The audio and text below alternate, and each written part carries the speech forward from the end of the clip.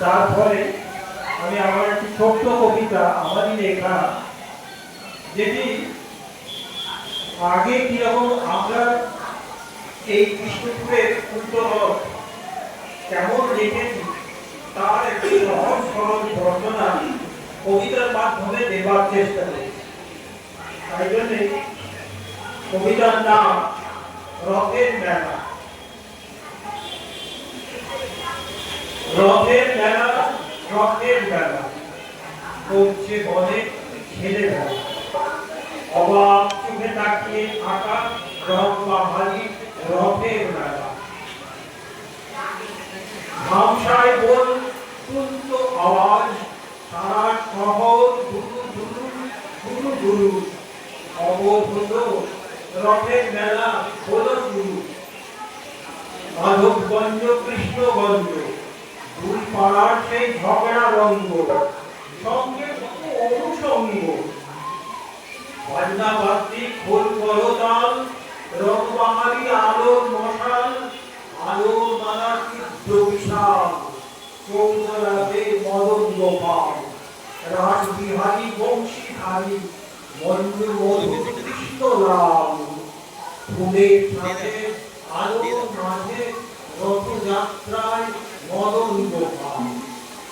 বাম পাশে তার রাধারানী পূর্ণ শোভায় বিদ্যমান। রাস্তা ছিল মনের মতো, রাস্তা ছিল মনের মতো, ফুল পাতাতে সাজানো তোরণ, গোবর জলে শুদ্ধিকরণ, ঠাকুর যাবেন মনোহরণ। প্রাণের টানে সব আয়োজন চলছে তখন সারা বেলা। রথের মেলা, রথের মেলা, বৃষ্টি ভেজা আকার বেলা, আলো মেঘের আনাগোনা, রাস্তা পাশে চলত কত বেচা কেনা।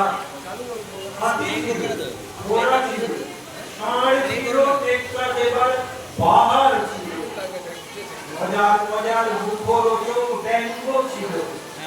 ঢাকের তালে কাঁপত আকাশ, নাচের তালে উঠত বাতাস, সপ্ত ধরণী বাড়ির মালা ভক্ত আকাশ, শুনছে যেন অসহীন।